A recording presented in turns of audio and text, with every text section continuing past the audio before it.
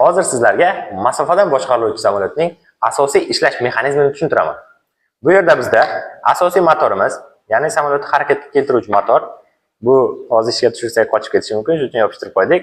Va samolyotimizni harakatini boshqaruvchi servo motorimiz, pultdan keluvchi signallarni qabul qiluvchi reseyverimiz va motor skorostiini boshqaruvchi kontrollerimiz mavjud. Bu yerda esa batareyamiz, o'z batareyani tuqqanimizda reseyverimiz ishga tushdi. Endi pultni ulaymiz. Pultimiz ham ulandi. Hozir men servo motorni chap tomonga, asosiy motorimizni esa o'ng tomonga sozlaganman. Ko'rib turganingizdek, servo motor ishlayapti. Bu tomondan esa asosiy motorimiz ishlaydi.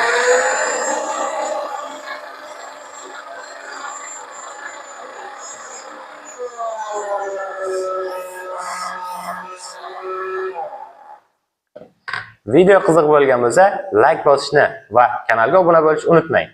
Keyingi videoda ushbu qurilmamiz haqida gaplashamiz.